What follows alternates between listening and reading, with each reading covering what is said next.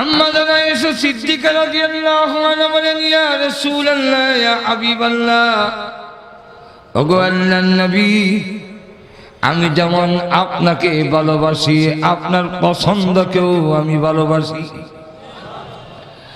ও নবীজি, আমার তো নিজের মনের কামনা আজকের সারা রজনী সারা রাত আপনি আমার পাশে থাকবেন।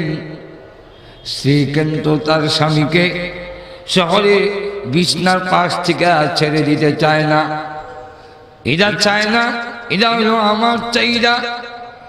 কিন্তু আমার নবীর চাহিদা হলো আল্লাহর গোলামি করবে, আল্লাহর দাসত্ব গোলামি করবে, আল্লাহর দরবারে কান্নাকাজি করবে। এটা নবীর চাহিদা। যদিও আমার মন চায় না, যেহেতু আমি নবীর পছন্দকেও ভালোবাসি, তাই আমার জীবনের পাওনার স্বার্থ যা আছে, নবীজি এক রজনী আমার পাশে কাটাবেন। তার দুনিয়ার সমস্ত সম্পদ হওয়ার চাইতে আরো বেশি মূল্যবান। ওগো নবীজি, আমার জীবনের চাওয়া কামনা বাসনা সব ছেড়ে দিলাম আপনার পছন্দের উপরে। আপনি আল্লাহর গোলামি করবেন, আমি অনুমতি দিয়ে দিলাম। ওগো নবীজি, আপনি আল্লাহর ইবাদত করুন, আমি আয়েশার কোনো আপত্তি থাকবে না। আম্মা জানা আয়েশা বলেন, আমি তাকে দেখলাম শুয়ে শুয়ে, দেখি নবীজি আমার পাশ থেকে উঠে মিসওয়াক করলেন, উযু করলেন, নামাজে দাঁড়ায় গেলেন। লম্বা সময় নামাজে দাঁড়ালেন, দীর্ঘক্ষণ পরে তিনি রুকুতে গেলেন। এমন লম্বা রুকু করলেন, আমার মনে হইল আজকের রজনী মনে হয় রুকুর মধ্যেই শেষ হয়ে যাবে। অনেক কান মনে নবীজি দাঁড়ালেন, দীর্ঘক্ষণ পর দাঁড়িয়ে রইলেন। আবার আমার মনে হলো এই যে সামি আল্লাহু লিমান হামিদা বলে দাঁড়াইছেন, মনে হয় আর ফজরের আগে তিনি সিজদাত যাবেন না। কিন্তু দেখলাম দীর্ঘক্ষণ পরে তিনি আবার সিজদায় গেলেন, অনেক লম্বা সিজদা করলেন। এইভাবে নামাজ শেষ করে যখন দুয়া শুরু করলেন, এর মধ্যেই ফজরের আজান হয়ে গেল, নামাজের জামাতের টাইম হয়ে গিয়েছে। আল্লাহর নবী তার মুনাজাতের মধ্যে কান্নারত হয়ে আছেন। নবীজি শুধু কান্দেন, আমি তাকে দেখি বিশ্ব নবী রাহমাতুল লিল আলামিনের চোখ মোবারক থেকে পানি গড়াইয়া দাড়ি মোবারক গুলো ভিজে গেছে। নবীজি আল্লাহর দরবারে কাঁদতেছেন, আল্লাহর দরবারে কান্নাকাটি করছেন। এই মুহূর্তে এইদিকে জামাতের টাইম হয়ে গেল। সাহাবায়ে কেরাম বারবার হুজুরার শরীফের দিকে তাকায়। রাসূল যখন আসতেছেন না, সকল মিলে তখন বলল, আবু বকর, রাসূল মনে হয় আজকে ঘুম ভাঙে নাই, মেহেরবানি করে আপনি একটু নবীকে ডাক দেন। হযরত আবু বকর সিদ্দিক বলেন, সাহাবীরা, নবী যদি ঘুমিয়ে থাকেন, এটা আল্লাহ ঘুম পড়িয়েছেন, আমি ঘুমের মাঝখানে বাধা দিব না। এতে যদি আমার একা নামাজ পড়ে চলে যাইতে হয়, আমি একা পড়ে চলে যাব, আল্লাহ নবীর ঘুমের ডিস্টার্ব আমি করতে পারবো না। সকলে মিলে বললেন, ওমর, আল্লাহ নবীকে আপনি ডাক দেন, যেহেতু আপনার সাহস আছে, আপনি ভয় ভীতি আপনার কম। হযরত ওমর রাদিয়াল্লাহু আনহু বলেন, হ্যাঁ, ভয় ভীতি আমার কম, আমার সাহস আছে, কিন্তু আল্লাহর নবীর সামনে আমি ওমরের কোনো সাহস নাই। আমি পারবো না নবীজিকে ডাক দিতে, আমিও না।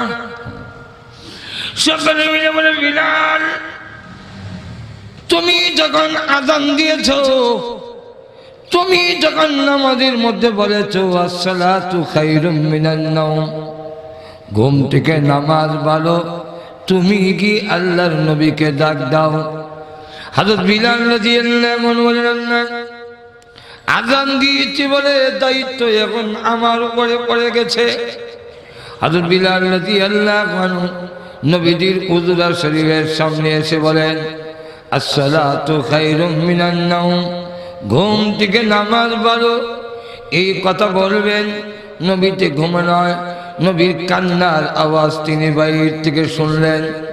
নবীজি আওয়াজ শুনে মুনাজাত শেষ করে হুজুরার শরীফ থেকে যেই মাত্র বের হলেন, আল্লাহর নবীর চেহারা মুবারকের দিকে তাকাইয়া হযরত বিলাল রাদিয়াল্লাহু আনহু বলেন, হুজুর, আমি মনে করেছিলাম আপনি ঘুমিয়ে আছেন, সাহাবীরা মনে করেছিল আপনি ঘুমন্ত, তাই এসেছিলাম। ও আল্লাহর নবী, আপনার গুনগুন সুরের কান্নার আওয়াজ আমি শুনতে পেয়েছি এবং আপনার চেহারায় প্রমাণ করে সারা রাত আপনি ঘুমান নাই গো নবীজি। ও গো আল্লাহর হাবিব, ও গো বিশ্বনবী, ও গো রাহমাতুল লিল আলামিন, যার জীবনের কোনো গুনাহ নাই, আল্লাহ রাব্বুল আলামিন বলে দিয়েছেন সমস্ত নবীরা মাসুম, কিন্তু এরপর নবীরা কিয়ামতের দিন মনে করবে এটা আমি মনে করি আমার অপরাধ, এটা আমি মনে করি। আদম আলাইহিস সালাম বলবেন আমি মনে করি গন্ধম খাওয়াটা আমার অপরাধ। হযরত নূহ নবী বলবে আমি মনে করি আমার ছেলে যখন পানির নিচে ডুবে যায় আমি তখন আল্লাহর কাছে ফরিয়াদ করেছিলাম তাকে রক্ষা করার জন্য, আমি মনে করি এটা আমার অপরাধ। ইব্রাহিম নবী বলবে এটা আমি মনে করি অপরাধ। আল্লাহ রাব্বুল আলামিন তাই আগেই আয়াত নাযিল করে জানাইয়া দিলেন, ওগো নবীজি, আপনার ধরে নেওয়া কোনো গুনাহ যদি থেকে থাকে তাও আমি আল্লাহ মাফ করে দিলাম। ও নবীজি, যেখানে আপনার কোনো গুনাহ নাই আল্লাহ সব মাফ করে দিয়েছেন, আপনি এত লম্বা ইবাদত বন্দেগী কেন করেন? এত লম্বা রাত, সারা রাত কেন কান্নাকাটি করেন? আল্লাহর নবী তখন বলেন, ওরে বিলাল, আফালা কুনা আবদান শাকুরা, আল্লাহ রাব্বুল আলামিন আমাদের মাফ করে দিয়েছেন, আমি কি তার শুকর গুজার বান্দা হব না? এই হলো এক কথা বললেন। আর একটা বললেন, ও বিলাল, সূরা আল ইমরানের 190 নম্বর আয়াতে কারিমা থেকে এই কয়েকটা আয়াত নাজিল হওয়ার পরে আমি মুহাম্মদ ঘুমায় থাকতে পারি না, আল্লাহর গোলামির জন্য আমি উঠে দাঁড়ায় গিয়েছি। যেহেতু সূরা আল ইমরানের 190 নম্বর আয়াতের মধ্যে এই আয়াত নাজিল হওয়ার পরে আল্লাহ রাব্বুল আলামিন যা বলেছেন তা চিন্তা ফিকির করার জন্যে, তা বোঝার জন্যে আমি ঘুমায় থাকতে পারি না। আল্লাহ রাব্বুল আলামিন এই আয়াতগুলো নাজিল করেছেন। এই আয়াতগুলোর মধ্যে মহান আল্লাহ রাব্বুল আলামিন সত্যিকার বুদ্ধিমানকে এর গুণাবলী আল্লাহ এই সূরার মধ্যে, এই আয়াতের মধ্যে, এই রুকুর মধ্যে তুলে ধরেছেন। এটাই হলো সাবজেক্ট। মনে আছে তো আপনারা?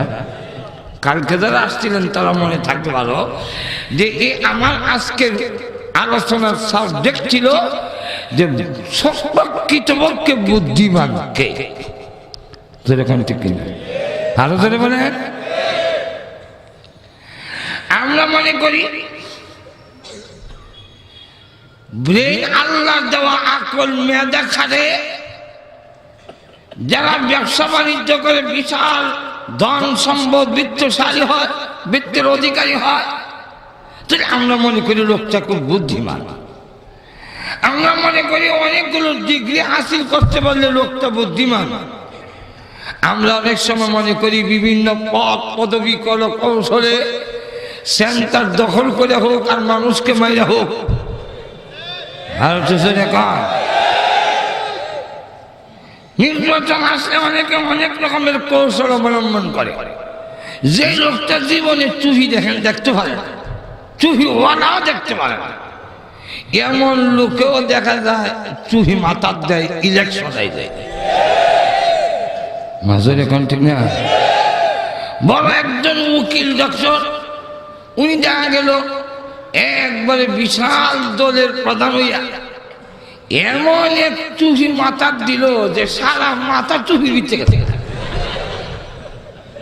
চুহিটা দেখলে বোঝা যায় যে এই চুহি আর মাথা দিছে না, যে চুহি দেখলে বোঝা যায়। মাজুর এখন ঠিক না।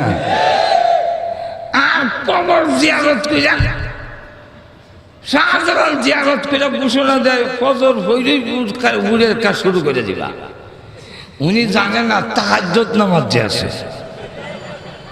আমাদের দেশে আরেক নেতা আছে, তিনি ওনার এক মন্ত্রী বলছিলেন যে আমাদের নেত্রী 6 ওয়াক্ত নামাজ পড়ে। 6 ওয়াক্ত মানে 5 ওয়াক্ত তো আছেই, তাহাজ্জুদ পড়ে। বাস উনি বলছেন ফজর থেকে শুরু করে দিবা। এই কথা শুনলে উনি শুরু করে দিয়েছেন তাহাজ্জুদ থেকে শুরু করেছে। মাজুর এখন ঠিক না, তাহাজ্জুদ থেকে শুরু করে দিয়েছে। কারণ উনি যখন বলছেন নাম বলবো, নাম তো বুঝে ফেলেছেন, উনি বলতেন যে ফজরের পর থেকে তোমরা বুট দেওয়া শুরু করবা। উনি কয় তাহলে ঠিক আছে, আমি তাহাজ্জুদ থেকে শুরু করে দেবো। মাজুর এখন ঠিক না। তো এখন দেখা গেল আমরা অনেক সময় মনে করি ফেস কাটাইয়া কল কৌশলে বিভিন্ন পদের অধিকারী হতে পারলে লোকটা বুদ্ধিমান, যেরকম ঠিক না। আসলে এগুলো বুদ্ধিমান না, এদেরকে বেশি থেকে বেশি বুদ্ধিজীবী বলা যায়। আর তো জোরে কম, আরো জোরে বলে। সত্যিকার বুদ্ধিমান কারা? সত্যিকার বুদ্ধিমান ওই ব্যক্তি যেই ব্যক্তি তার আল্লাহর দেওয়া আকল মেধা দিয়ে প্রত্যেকটা মাখলুকের ভিতর থেকে খুঁজে তার মালিককে বের করতে পারে, সেই লোকটা হলো প্রকৃত বুদ্ধিমান। আল্লামা মুফতি শফি সাহেব রাহমাতুল্লাহি আলাইহি উনি তাফসীরে মারিফুল কোরআনে একটা এক্সাম্পল এনেছেন। এক্সাম্পলটা হলো এক লোক গিয়া দাঁড়ায় রেল স্টেশনে, সিলেট রেল স্টেশনে দাঁড়ালো। দাঁড়ায় দেখলো ট্রেন যখন আসছে তো গার্ড একটা লাল পতাকার রেড সিগন্যাল দেখালো, ট্রেনটা থেমে গেল। তুই লোকটা এই অবস্থা দেখা কয় সুবহানাল্লাহ, লাল পতাকার মধ্যে এত ক্ষমতা। এই লাল পতাকাটা এত বড় লম্বা ট্রেনটাকে আটকাই দিল, দেখছো লাল পতাকার কত বড় শক্তি। আর একটা লোক বলল না, যেই মাত্র গ্রিন সিগন্যাল দিল ট্রেন আবার ছেড়ে দিল। তখন কয় না না, লাল পতাকার চাইতে সবুজ পতাকার মধ্যে আরো ক্ষমতা বেশি। কারণ এত বড় লম্বা ট্রেনটা যদিও থামাইছিল, সবুজ পতাকা টান দিয়া ছুড়াই দিয়েছে। এরপরে আরেকজন তো না রে, এইটা আমাদের শক্তি না, লাল পতাকার শক্তি নাই আর সবুজ পতাকার মধ্যেও কোনো শক্তি নাই। শক্তি হইল ড্রাইভারের হাতে।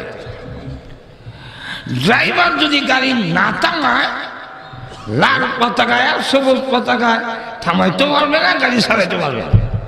আমরা কি কম? তাহলে বলেন তো দেখি, আগের দুই ব্যক্তির চাইতে এই ব্যক্তির বুদ্ধি একটু বেশি না কম? আর তো জোরে কম। আরেকজন এসে না না, ড্রাইভারের কোনো ক্ষমতা নাই, ক্ষমতা হইল ইঞ্জিনে। ইঞ্জিনে যদি সমস্যা দেখা যায়, ড্রাইভারের দাদাও ট্রেন চালাবার ক্ষমতা নাই। তাহলে বুঝতে হবে ক্ষমতা ড্রাইভারের হাতে নয়, ক্ষমতা কোথায়? ইঞ্জিনে। এই লোকটা আগের লোকটার থেকে একটু বুদ্ধি কম না বেশি? আরেকটা লোক এসে বলল না না, ক্ষমতা এবং প্রশংসার মালিক ইঞ্জিন নয়, ইঞ্জিনিয়ার। একটা মানুষের এত বড় মাথার মধ্যে এত বড় ইঞ্জিন জায়গা হইল কেন? হে কত বড় ক্ষমতার অধিকারী! যেই লোকটা ইঞ্জিনিয়ারে খুঁজে বাইর করলো, এই লোকটা আগের লোকদের চাইতে বুদ্ধি একটু কম না বেশি? আরেকটা লোক না না, ক্ষমতা তো ইঞ্জিনিয়ারের মাথায় না, ইঞ্জিনিয়ার কোনো প্রশংসার উপযুক্ত নয়, ইঞ্জিনিয়ার কোনো শক্তির মালিক নয়, বরং ইঞ্জিনিয়ারের মাথায় এই মেধা, এই বুদ্ধি, এই আকল যিনি দিয়েছেন তিনি হলেন সকল প্রশংসা, সকল ক্ষমতা, সকল ক্ষমতার উৎস, সমস্ত প্রশংসার অধিকারী হলেন তিনি। উনার নাম কি? আরো জোরে কান। উনার নাম হলো আল্লাহ। সেই জিনিসটা যে খুঁজে বের করতে পারে সে হলো প্রকৃত বুদ্ধিমান। আর একটু জোরে বলেন। যারা যারা বলে জনগণ সকল ক্ষমতার উৎস, কেমনে? এটা কিন্তু হেরাও বুঝে জনগণ ক্ষমতার উৎস না। যদি জনগণ ক্ষমতার উৎস হইতো তাহলে গান ভাই দইরা ভাই করে দিয়া এরা সিল মেরে দিত না। আর একটু জোরে বলেন। জনগণ সকল ক্ষমতার উৎস যদি হয়, জনগণ হবে দূরের কথা, সরকারও সকল ক্ষমতার উৎস নয়। যদি সকল সরকার সকল ক্ষমতার অধিকারী হইতো তাহলে ভূমিকম্প হইলে সরকার তাকে কোথায়? আর তো জোরে কম। যখন ঘূর্ণিঝড় আসে তখন সরকার থামায় না কেন? জোরে কম, ঠিক নেই? আমেরিকা থেকে ধরে বাংলাদেশের সরকার পর্যন্ত জমিনে ভূমিকম্প হইলে ভূমিকম্প ফিরাতে পারে না, ঘূর্ণিঝড় আসলে ঘূর্ণিঝড় ফিরাতে পারে না। যেই সরকার জলোচ্ছ্বাস আসলে সুনামি আসলে প্রতিহত করতে পারে না, যেই জনগণ একটা ইঁদুর বাতারি মাঝখান দিয়ে দৌড় দিলে, একটা কুকুর যদি মাঝখান দিয়ে দৌড় দেয় জুতা হারাইয়া দৌড়ে, এই জনগণ সকল ক্ষমতার উৎস হতে পারে না। সকল ক্ষমতার উৎসকে আরো জোরে চিৎকার দিয়া বলুন। আল্লাহ রাব্বুল আলামিনকে এইভাবে খুঁজে খুঁজে বের করতে পারে আর তাকে মেনে নেয়, তারাই হলো প্রকৃত বুদ্ধিমান। যারা আল্লাহ রাব্বুল আলামিনকে খুঁজে বের করতে পারে না, স্রষ্টাকে মানে না, তার বানাইছে কে এই কথা যারা মানে না, বিশ্বাস করে না, বুদ্ধিমান হবে দূরের কথা, এদের মাথার তার একটাও ঠিক নাই। যারা আল্লাহ মানে না, তার মালিককে বিশ্বাস করে না, বলে দেয়ার গড ইজ নট গড, বলতে কিছু মানে না যারা, এদেরকে আপনারা বলতে পারেন বুদ্ধিজীবী। আল্লাহ বলেন ইদা কুত্তার চাইতে আর খারাপ।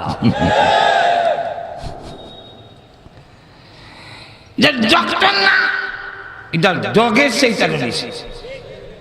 একটু ধরে কম, ডগের চাইতে নিছে কিভাবে? একটা ডগ কুত্তা তার মালিক ছিল, একটু ধরে সে তার মালিক ছিলেন। আপনি এখন বাড়িতে যাবেন, অন্ধকারের মধ্যেও কুত্তা আপনাকে দেখে চিনে ফেলে, মালিক এসে আপনার কাছে এসে মাথা নত করে পিছনের দিকে লক্ষ্য করে দেখবেন লেজটা আসতে নাড়ায়।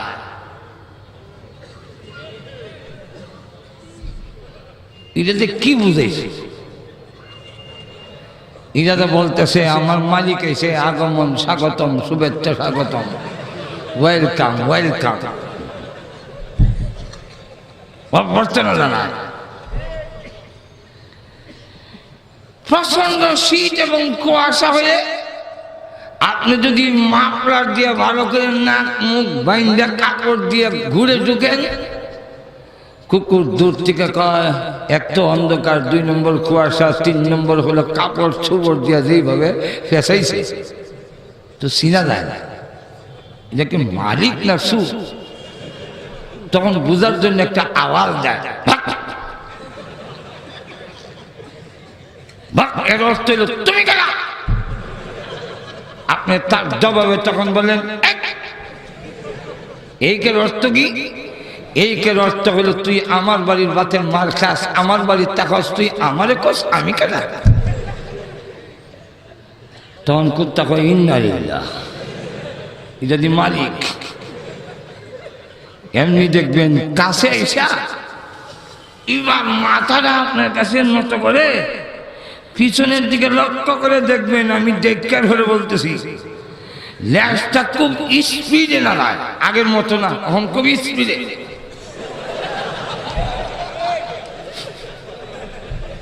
কি বোঝাচ্ছে? কুকুর বোঝাইতেছে অন্ধকার, কুয়াশা। আপনি কাপড় দিয়ে যেইভাবে নাক মুখ পেঁচাইছেন, আমি তো চিনতে পারছি। এই চিনতে না পারে আপনাকে যে আমি বলছি তুমি কেডা, এটা অত্যন্ত নিমক খারাপ হয়েছে। তাই এখন নেল নারায়া যে মালিক, যার বাড়ির থাকি, তাকে তুমি কে, এই কথা বলার সাংঘাতিক বড় বিয়াদবি। তাই নেস্তা নারায়া এখন তার ইংলিশ ভাষায় সে কইতাছে I am sorry, I am sorry. মাজুর এখন ঠিক কিনা আরো জোরে বলে। একটা কুকুর তার মালিক চিনে, যে মানুষটা তার মালিক চিনে না, এটা কুকুরের চাইতে আরো নিকৃষ্ট। লক্ষ্য করে দেখেন, একদল বলে আল্লাহ নাই, অথচ প্রত্যেকটা জিনিসের একজন বানানেওয়ালা থাকে। এই মাইকটা একজন বানাইছে, এমনি হয় নাই। টেবিলটা একজন বানাইছে, এমনি হয় নাই। মোবাইলটা একজন বানাইছেন, এমনি হয় নাই। আর তো জোরে কম, আমাদেরকে একজন বানাইছেন, আমরা এমনি হই নাই। আর তো জোরে বলেন। প্রত্যেকটা জিনিসের ভিতরে বানানেওয়ালা লুকায়। এই টেবিলটার ভিতরে মেস্তরি আসেনি, মাথা নাই। টেবিলটা যদি সুন্দর হয়, আপনার মাথায় কি এই কথা আসে না যে মেস্তরিটা বড় ভালো?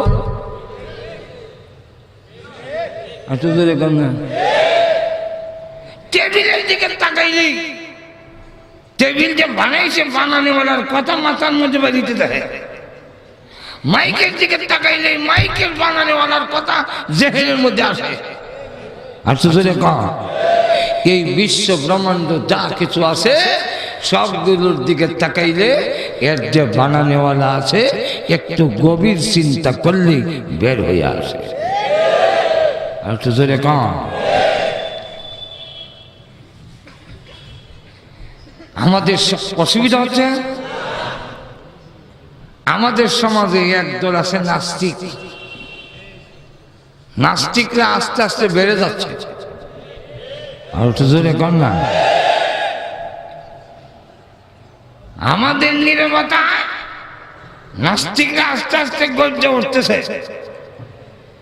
কিন্তু মুমিন যদি শক্তিশালী হয়, ঐক্যবদ্ধ হয়, হুঙ্কার দিয়ে উঠে, নাস্তিকা এমনি দেশ ছেড়ে পালাবে। ইমাম আবু হানিফা রাহমাতুল্লাহর যুগে নাস্তিকদের সাথে এক বাহাস। এরা বলে আল্লাহ নাই, উনি বলেন আছে। কুরআনের আয়াত দিয়ে বললে হবে না, যেখানে আল্লাহ মানে না, কুরআনের আয়াত দিলে কি লাভ হবে? হাদিস দিলে তো হবেই না, প্রমাণ করতে হবে। আপনি আল্লাহ আছে প্রমাণ করেন। ইমাম আবু হানিফা রাহমাতুল্লাহ সময় দিলেন, আগামীকাল সকাল 10টায় বাহাস হবে। প্রমাণ করব আল্লাহ আছে, আর ওরা প্রমাণ করবে আল্লাহ নাই।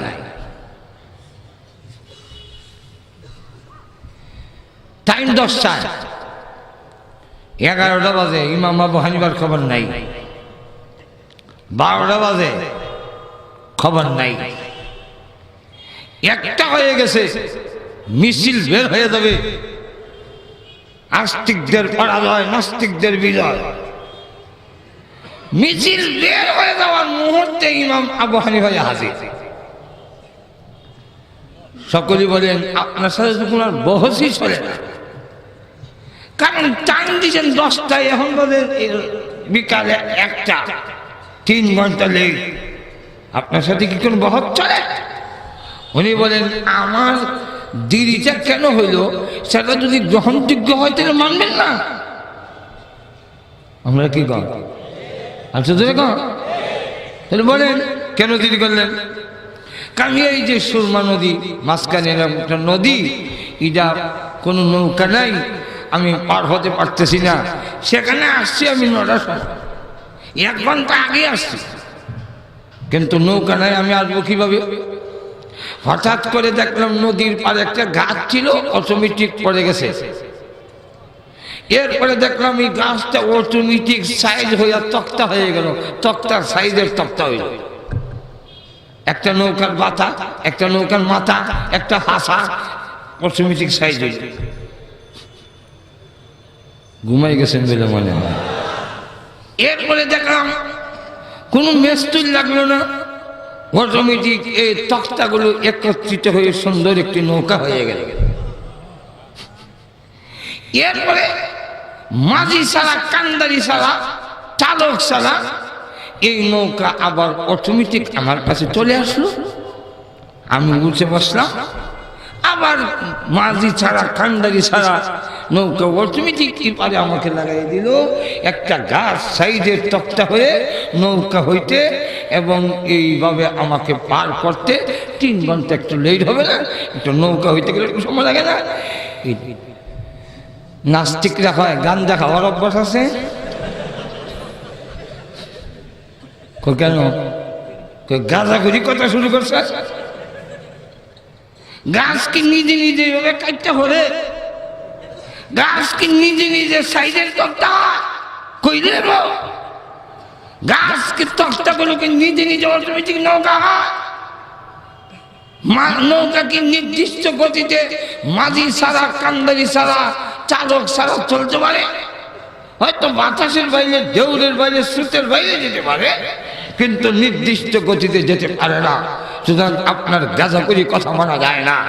ইমাম আবু হানিফা বলেন তাই যদি হয় তাহলে একটা গাছ যেমন করাতি ছাড়া এবং এটাকে করাত দিয়ে চিরন ছাড়া, সমিলে সাইজকরণ ছাড়া একটা গাছ যেমন নিজে নিজে আপনি আপনি তক্তা হয় না, যেমনিভাবে একজন মেস্তুর ছাড়া নৌকা নিজে নিজে হয় না, কান্দারি ছাড়া, চালক ছাড়া যেমন একটি নৌকা নির্দিষ্ট গতিতে চলে না, এই বিশ্ব ব্রহ্মাণ্ড আমরা আপনি এমনি হয় নাই।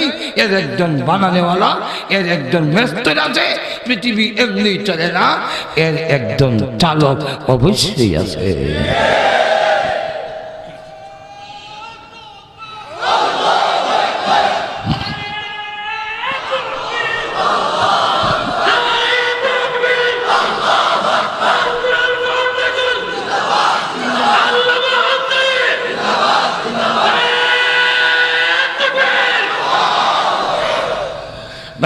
লক্ষ্য করে দেখেন,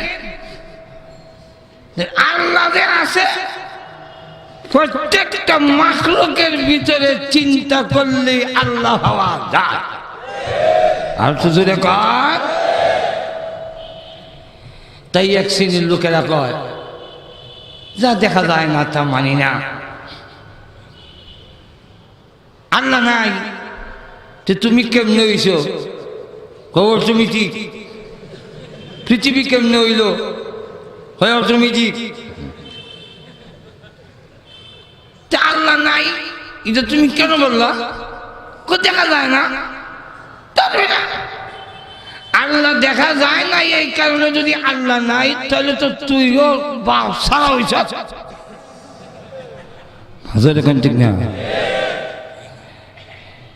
এক কলেজের প্রিন্সিপাল প্রফেসরদের ডেকে এনে বললো তুমি নাকি বলো আল্লাহ নাই। বলে জি। কেন? দেখা যায় না। দেখা যায় না এই জন্য মানা যায় না? বলে না। তো আমাদের কলেজের যে ড্রেন পরিষ্কার করে সুইপার, সে বলে তোমার বাপ। কাপড় সুপার আসে এখন প্রিন্সিপাল দিকে মুখে যা আসবে তা করবেন নাকি? ভাই এত রাগ হয়েছে কেন? আমি তো জানি না তোমার বাবা কেন, আমি সুইপারের কথা বললাম। কে তোমার বাপ? আমার বাপ নসরুদ্দিন। আচ্ছা নসরুদ্দিন যে তোমার জন্ম দিছে তুমি কি দেখছিলে? তখন তুমি উপস্থিত ছিলা? না। তুই নসিরুদ্দি যে তোমার বাপ, তুমি কি করে বলে? আমার মা কইছে। তো তোমার মা একজন মহিলা আর একজন মহিলার সাক্ষী করে গ্রহণযোগ্য হয় না। একজন মহিলার সাক্ষীর উপরে কোনো একটি বিষয়ে চূড়ান্ত সিদ্ধান্ত দেওয়া যায় না। এরপরও একজন মহিলা সত্য মিথ্যা বলার সম্ভাবনা আছে। এরপরে মার কথাই যদি না দেখে এক লোককে বাবা মেনে নিতে পারো, লক্ষ লক্ষ পয়গম্বরদের কথায় আল্লাহ না দেখে মানতে পারো না। আর জোরে বলে, এই পৃথিবী কি এমনি হয়ে যায়? কাহা এমনি হয়েছে, এমনি হইলে আরেকটা কয়, মহাশূন্য একটি গ্রহ ছিল, হঠাৎ করে বিস্ফোরণ ঘটে গেছে, এক টুকরা নিচের দিকে পড়ে গেছে, পৃথিবী হয়ে গেছে। এর নাম বুদ্ধিজীবী, এর নাম বুদ্ধিজীবী না পাগল? মাথার তার ছিঁড়া। আর সুতরাং বলেন, আজকের এই তাফসীর মাহফিলে কোনো বক্তা যদি বলে, ভাইরা আমার, এখানে একটা লোহার টুকরা ছিল, হঠাৎ করে পুড়ে গেছে, হঠাৎ করে পুড়ে গেছে, এক টুকরা মাইক মেশিন হয়েছে, এক টুকরা ব্যাটারি, এক টুকরা ইউনিট, এক টুকরা অলন, এক টুকরা স্ট্যান্ড, হঠাৎ করে ভাইরারি মাইক হয়ে গেছে। সব শ্রোতারা করবো আল কোরআন ফাউন্ডেশন এই বক্তা করতে আনলো, এটা যে মাথার তার ছিঁড়া মাঝের এখন তো কিনা একটা লোহার টুকরা বিস্ফোরণ হয়ে মাইক হয়ে গেল। এই কথা বললে যদি মাথার তার ছিঁড়া হয়, যে একটা মহাশূন্য বিস্ফোরণ করছে, পৃথিবী হয়ে গেছে, এই কথা যারা বলে এদের মাথার তার যে ছিঁড়া, এর মধ্যে কোনো সন্দেহ নাই। আপনারা বলতে পারেন এরা বড় বড় শিক্ষিত, এদেরকে আপনি বলেন মাথার তার ছিঁড়া। হ্যাঁ, লেখাপড়া করার পরেও মাথার তার ছিঁড়ে। মাঝের এখন ঠিক না, আরো ধরে বলেন কিভাবে? আমি মাঝে মাঝে একটা উদাহরণ দিই, বলবো? আর শুধু বলেন, এক ইন্সপেক্টর গেছে এক স্কুলে, গিয়া জিজ্ঞাসা করে এটা কোন ক্লাস? কই যাব অঙ্কের ক্লাস। কই ঠিক মতো এসে একটা অঙ্ক করতো। কি অঙ্ক স্যার? আমি গাড়ির থেকে নেমে তোমাদের স্কুলে আসতে আমার 15 মিনিট সময় লাগছে, বড় দিকে আমার বয়স কত?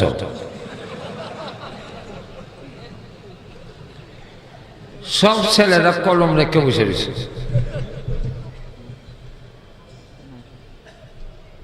কলম রেখে বসা কি করবে? যোগ বিয়োগ পূরণ ভাগ এলডাবরা বেলডাবরা লসাগু মশাগু, কোনো সাগুমাগু কাজে লাগে না। তো ক্লাসের মধ্যে কিছু ছেলে তাকে ফোন দি, এক ছেলে কলম দিয়ে আঁকাইতেছে। এই তুই কি করছ? স্যার আপনার বয়সটা বাইর করছিস। কতক্ষণ পরে জিগাইল আমার বয়স বাইর করছ? ও জি। কত হয়েছে? 60। আর আসলে 60 আনতে দিলে গেছে।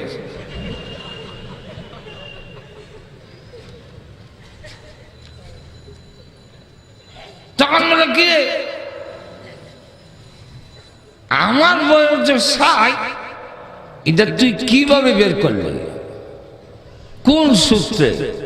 একটা সূত্র লাগবে তো। তখন স্যার সূত্র সারা হয়নি, একটা সূত্র আছে। কি সূত্র? আমার বাড়িতে আমার এক বড় ভাই আছে, সে হইল আধা ভাগ, তার বয়স 30। আমি এটা চিন্তা করে বাড়ি করছি যে আধা পাগলের বয়স যদি 30 হয়, আপনি পুরা পাগল, আপনার বয়স 60। এখন ঠিক না? আধা পাগলের বয়স 30 হলে পুরা পাগলের বয়স কত হইব?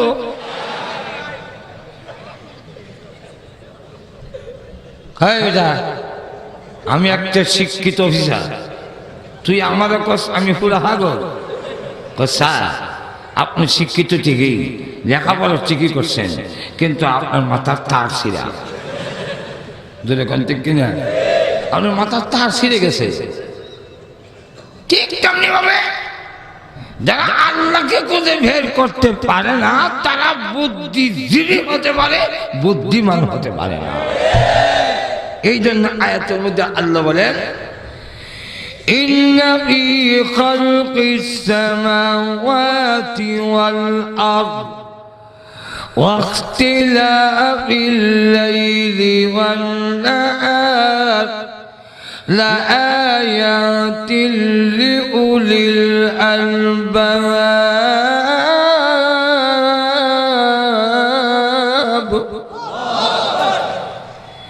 আল্লাহ রাব্বুল আলামিন বলেন, আমার আসমান এবং জমিন, আমার সৃষ্টি নগণ্য, আমার সৃষ্টির কলকৌশল দেখে যারা নাকি চিন্তা বিকির করে, ওয়াখতিলাফিল লাইলি ওয়ান নাহার, যারা রাত দিনের পরিবর্তনের দেখে, দিনের বেলা শীতের সময় দিনগুলো শুরু করে দেই, রাত বড় হয়ে যায়, গরমের দিনে দিন বড় হয়ে রাতগুলো শুরু করে দেই। আমার এই রাত দিনের পরিবর্তনগুলো দেখি আমার জমিন আর আসমানের সৃষ্টি, আসমানের দিকে তাকাইয়া জমিনের দিকে তাকাইয়া আমার সৃষ্টির নগণ্য কৌশল দেখে যারা আমি মহান আল্লাহ রাব্বুল আলামিনকে খুঁজে বের করে পরকালের সামান তৈরি করতে পারে, তারাই হলো সত্যিকার বুদ্ধিমান। যেমন দুনিয়া অট্টালিকা ঘর বাড়ি অনেক কিছু বানাইল, কিন্তু বুদ্ধিমান কেন নয়? এর কারণ হলো যা কিছু করলো সব পরের জন্য করলো, তার নিজের জন্য কিছুই না। আচ্ছা জোরে কম, আরো জোরে বলে। একটা লোক দুনিয়ার অনেক কিছু সংগ্রহ করলো, বিরাট মেল ফ্যাক্টরির মালিক হইল, বাংলাদেশের সবচেয়ে শ্রেষ্ঠ ধনী জহিরুল ইসলাম পৃথিবীর থেকে বিদায় হয়ে গেল। কিন্তু যাওয়ার পরে ওই লোকটা আর যে লোকটা আপনাদের সিলেটের রেল স্টেশনে ঘুমায়, যার ভালো করে কোনো বালিশও নাই, যার কোনো বিছনা নাই, তার কোনো মেল ফ্যাক্টরি নাই, এই লোকটা তখন পৃথিবীর থেকে বিদায় হয়ে গেল। এখন দেখা যায় বাংলাদেশের সবচেয়ে বড় ধনী আর রাস্তার মধ্যে ঘুমায় একজন গরিব অসহায়, যার বাড়িঘর থাকবে দূরের কথা, ভালো করে কোনো বেড বিছনাও নাই। এই লোকটা আর বাংলাদেশের সবচেয়ে বড় লোক যেই লোক, সেই দুইটা লোকের মধ্যে মৃত্যুর পরে কোনো পার্থক্য থাকে না। আচ্ছা জোরে কম, কেমনে?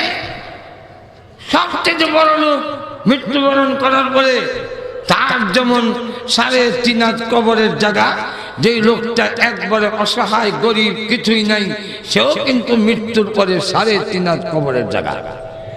আচ্ছা জোরে কম, যে লোকটা সবচেয়ে বড় লোক, এই লোকটা পৃথিবীর থেকে বিদায় হয়ে গেলে যেমন তার 5.5 হাত কবর, একটা গরিব অসহায় লোক পৃথিবীর থেকে বিদায় হয়ে গেলে তারও 5.5 হাত কবর লোক। বাংলাদেশের আজকে যদি প্রধানমন্ত্রী মারা যায় আর যদি প্রেসিডেন্ট মারা যায়, ওই প্রেসিডেন্ট মারা যাওয়ার পরে তার যেমন 3.5 হাত কবরের জায়গা, 5.5 হাত কবরের জায়গা, যেই লোকটা একবারে অসহায় গরিব, তার বুদ্ধি বিবেচনা কিছু নাই, সমাজে কোনো গ্রহণযোগ্য ব্যক্তিও নয়, এই লোকটা যদি মারা যায়, দেখবেন বাংলাদেশের প্রেসিডেন্ট আর একজন রাস্তার পথিক, এই দুইজনের মধ্যে কোনো পার্থক্য নাই। তাহলে এই দুনিয়ার ধন সম্পদ আর বিভিন্ন ডিগ্রি আর সার্টিফিকেট হাসিল করলে মৃত্যুর পরে যখন কাজে লাগবে না, অতএব এই লোকটাকে বুদ্ধিমান বলা যায় না। এই জন্য আল্লাহ পাক কুরআন শরীফের মধ্যে বলেন, ফাবাশশির বিইবাদ আল্লাযীনা ইসতামিউনাল কওল فيتبعون أحسن أولئك هم هداهم الله وأولئك هم أولو الألباب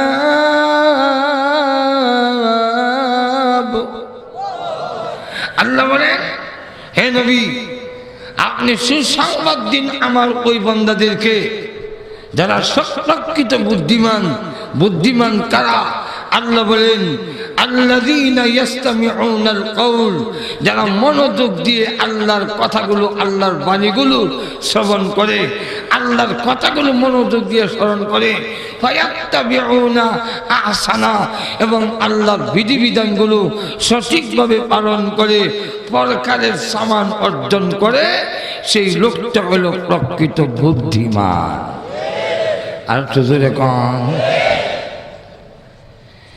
একটা কিচ্ছা কইতাম নি আর তো জোরে কোন বলবো খলিফা হারুন রশিদ রাহমাতুল্লাহ আলাইহি তিনি ছিলেন একজন খলিফা আর উনার যুগে একজন সাধারণ আল্লাহওয়ালা একজন লোক ছিল যার নাম ছিল বাহলুল উনি কবরস্থানে সমকালীতেন আর ওইদিকে উনি তো খলিফা বিরাট বড় সম্রাট বিরাট ধন সম্পদ বিরাট প্রভাব প্রতিপত্তি অনেক কিছুর মালিক এই যখন অবস্থা একদিন তিনি বাহলুলকে বললেন যে এই পাগল আর কতদিন পাগলামি করবি এই কবরস্থানে আর কতদিন এইভাবে তোর জিন্দেগি কাটাবি একবার বাড়ি ঘরে আস না বেটা তুই তো একটা পাগল তো বাহলুল কয় খলিফা সত্যিকার ভাবে চিন্তা করে দেখো তুমি বুদ্ধিমান তুমি পাগল না আমি পাগল তুমি বুদ্ধিমান না আমি বুদ্ধিমান তুমি এমন বাড়িতে থাকো যত সুন্দর অট্টালিকা হোক এটা কিন্তু একদিন ছেড়ে দিতে হবে আর আমি এমন বাড়িতে থাকি যেখানে মৃত্যুর পরে আসবো পরিবর্তন হবে না মৃত্যুর পরে যেখানে আসতে হবে আমি সেখানেই থাকি আর তুমি এমন জায়গায় থাকো যেটা ছেড়ে দিয়ে এখানে আচ্ছা তোরে কম তাহলে এবার বলো তুমি বুদ্ধিমান না আমি বুদ্ধিমান আমি তো এমন জায়গায় আছি যেখানে আমি ওইখানে আগে আসি কবরস্থানে আসতে হবে আমি কবরস্থানে আগে আসি আর তুমি এমন অট্টালিকায় আছো দেখে একদিন ছেড়ে দিয়ে এই কবরস্থানে আসতে হবে তাহলে এবার তুমি নিজেই কও বুদ্ধিমানকে এরপরেও একদিন খলিফা হারুন রশিদ একটা লাঠি বাহলুলের হাতে দিয়ে বলল তোর চাইতে আরো কোনো নির্বুধ ব্যাকল হয়ে যায় এই লাঠিটা জ্বালাইছে একজন আল্লাহওয়ালারে কয় ব্যাকল আর খলিফা নিজে খুব বুদ্ধিমান আমাদের সমাজে দেখবেন অনেক নেতা ধন সম্পদের মালিক এরা আমরা মোল্লাদের দেখলে মনে হলে ব্যাকল আর এরা খুব বুদ্ধিমান আর তো জোরে কম বাহলুল আর কোনো কথা বললো না লাঠিটা নিয়ে নিল যখনই খলিফার সাথে দেখা করতে যায় লাঠিটা হাতে থাকে বাদশাহ খলিফা আবার জিজ্ঞাসা করেন কিরে বাহলুল তোর চাইতে ব্যাকল হয়েছ না লাঠি দিয়ে এখনো তোর কাছে আছে জবাব দেয় যাব না আমার চাইতে নির্বুধ ব্যাকল কেউ রে ভাই না লাঠিটাও দিতাম ভাই খলিফা হারুন রশিদের যখন মরণের টাইম গনে এসে সাক্ষাৎ শুরু হবে আর মুহূর্তে সংবাদ পেয়ে গেল গিয়া লাঠি নিয়ে কাছে বসে জিজ্ঞাসা করে খলিফা মহোদয় কেমন আছে কই ভালো না কেন কি অসুবিধা কই যাওয়ার পথে কোথায় যাচ্ছেন পরকালে কবে আসবেন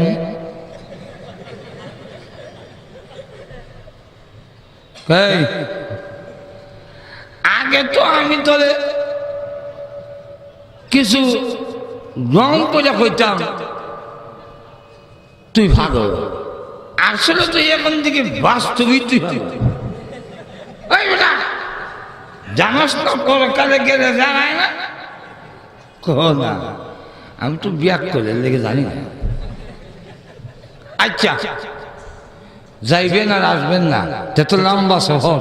হ্যাঁ, আচ্ছা, সেখানে যে থাকবেন সেই জায়গাটা কি আপনি সিকিউরিটি বাহিনী দিয়া ভালো করে চেক করছেন সব বিচ্ছ যাতে কামড় না দেয়?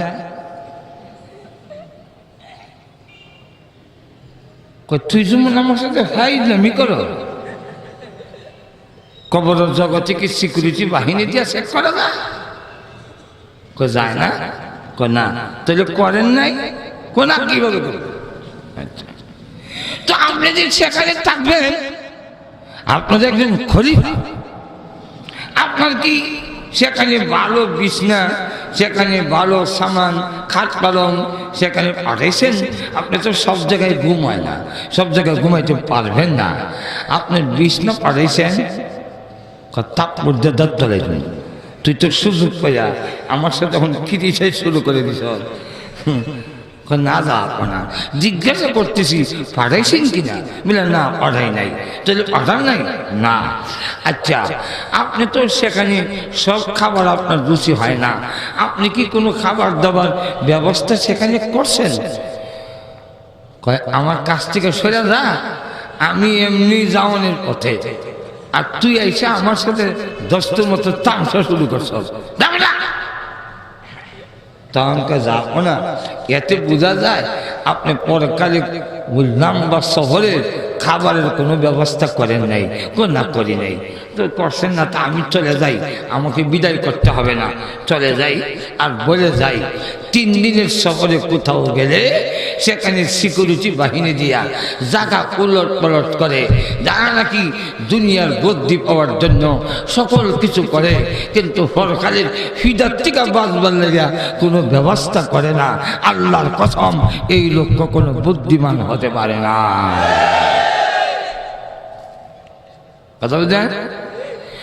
লক্ষ্য করেন, আমাদের দেশে অনেক সময় পায় কোন অবস্থায় আমি চেয়ারম্যানই ছাড়া যাবে না।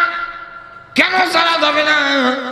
আমি 5 বছরের চেয়ারম্যান ছিলাম, যা আকাম কুকাম করছি, এখন যদি সেটা দেই জনগণের সাধারণ মনে করে এমন ফিটানি দিব আর দুধ সব ব্যাঙ্গে চুরমার করে ফেলবে।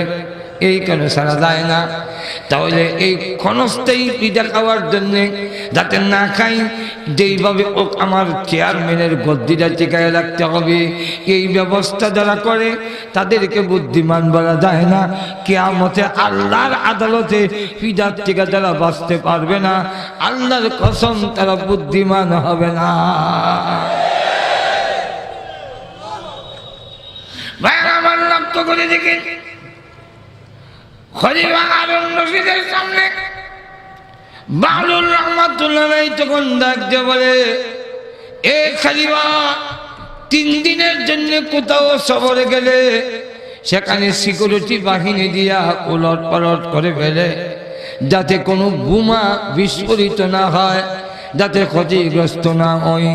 হে খলিফা, 3 দিনের সফরে গেলে কোথায় থাকবেন তা নিয়ে পুরা প্রশাসন অস্থির হয়ে পড়ত। সার্কিটে আওয়াজে ব্যবস্থা করা হবে নাকি 5 স্টার হোটেলে করা হবে? 3 দিনের জন্য থাকবেন, এর জন্য টাকার উন্নত মানের ব্যবস্থা করলেন। কি খাবেন না খাবেন, উন্নত মানের খাবারের ব্যবস্থা করা হয়েছে।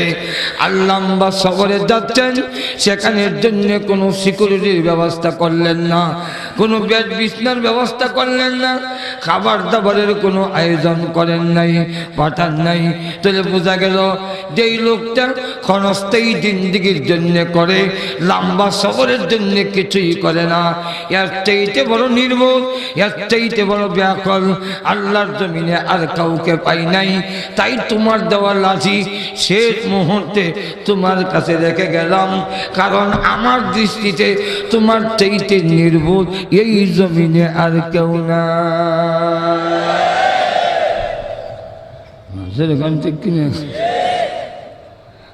আমার ব্যাখ্যা দিতে গেলে অনেক লম্বা সময়ের দরকার।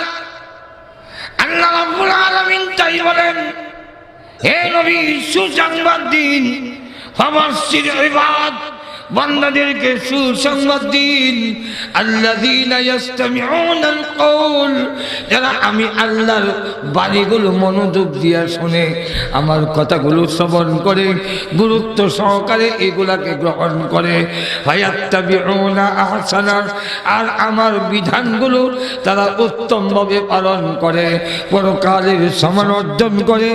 এই লোকটাকে দুনিয়ার লোক হয়তো নির্বোধ বলতে পারে, আসলে এর চাইতে বড় বুদ্ধিমান আল্লাহর জমিনে আর কেউ হতে পারে না। তাই আল্লাহ রাব্বুল আলামিন আমার তেলাওয়াত কি আয়াতে বলেন, ইন্না ফি খালকিস সামাওয়াতি ওয়াল আরদ ওয়া ইখতিলাফিল লাইলি ওয়ান নাহার, আমার সৃষ্টির মধ্যে তাকায়া দেখো, আসমানের দিকে তাকাও, জমিনের দিকে তাকাও, প্রত্যেকটা কাজের মধ্যে আমি আল্লাহ রাব্বুল আলামিনকে খুঁজে পাবে। তুমি একটি গাছের দিকে যদি তাকাও, গাছটা বলে দিবে আমার কথা। তুমি যদি উটের দিকে তাকাও, উট বলে দিবে আমার কথা। এমনকি হাঁসের দিকে, হাঁস মুরগির দিকে তাকাইল, হাঁস মুরগিও আল্লাহর কথা বলে দিবে। আচ্ছা বলেন তো, হাঁসেরও পা আছে, মুরগেরও পা আছে, নাই? হাঁসের এই মুরগের আঙ্গুলগুলো হাঁকা, কি বলেন হাঁকা না? কিন্তু হাঁস দেখছেন কোনদিন হাঁকাছে? এখানে কি লাগানো? পর্দা লাগানো। কেন? মুরগের ট্যাং তো এরম না, হাঁসের ট্যাং এরম কেন? এটা ওই সুরমা নদীতে যখন সাঁতার কাটবো বইটা হইব গু মজার, এখান ঠিক না। আল্লাহ তার ঠ্যাং ধরি বলে মানে দিলে সেইটি বই যাবে। প্রতিটি মাখলুকের দিকে বিস্তারিত আলোচনা করতে গেলে কয়েকদিন লাগবে। আল্লাহ রাব্বুল আলামিন বলেন, আমার আসমানের দিকে তাকালে যখন দেখবে এত বিশাল আকাশ একটা খুঁজিও নাই, এত সুন্দরভাবে কে সাজালেন, তখন অটোমেটিক এই আসমানের বানানেওয়ালার কথা যখন বের হয়ে আসবে, বের করে যখন সে বের করবে, আর আমি আল্লাহকে মেনে আমার বিধানগুলো সে পালন করবে, আল্লাহ রাব্বুল আলামিন বলেন লিউলিল আলবাব, এই লোকটাই হলো সত্যিকার বুদ্ধিমান। আর শুধু রেখা বুদ্ধিমানের কিছু আরো গুণ বলছেন আল্লাহ।